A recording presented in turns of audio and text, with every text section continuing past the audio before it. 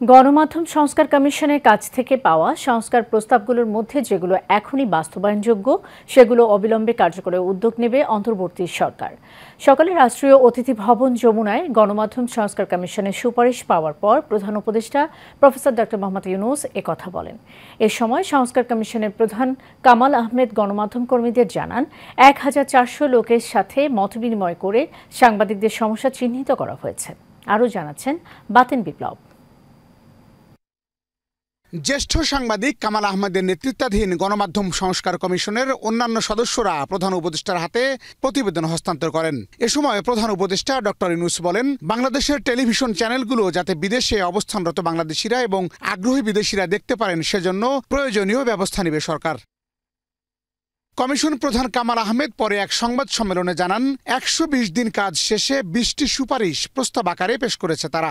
সরকারের নীতিমালাও কয়েকটা আছে, যে নীতিমালায় অযৌক্তিক বিধিনিষেধ আরোপ করা হয়েছে, যেটা সাংবাদিকদের স্বাধীন সাংবাদিকতার পথে বাধা আরোপ করে। আমরা সেগুলো সম্পর্কে সুস্পষ্ট সুপারিশ দিয়েছি। সবচাইতে বড় যে সুপারিশটা আমাদের সাংবাদিকতা সুরক্ষা আইন।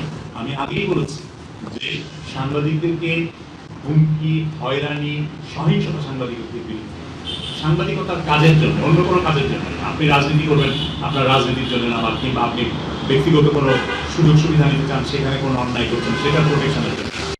এতে প্রেস কাউন্সিল বিলুপ্তির সুপারিশ সহ বড় গণমাধ্যমকে পাবলিক কোম্পানি এবং বাংলাদেশ বেতার ও টেলিভিশনে স্বায়ত্তশাসনের প্রস্তাব করেছে কমিশন। একই সাথে রাষ্ট্রীয় সংবাদ সংস্থা বাসসকে রাজনৈতিক কর্মীদের পুনর্বাসন কেন্দ্র উল্লেখ করা হয়েছে। সাংবাদিকদের যে আর্থিক নিরাপত্তা প্রয়োজন, সেই আর্থিক নিরাপত্তার প্রসঙ্গ আমরা বলেছি।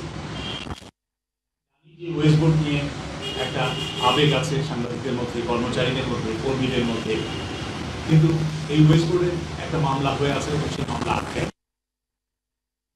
আমরা জানি না, এটা পুরোপুরি আদালত।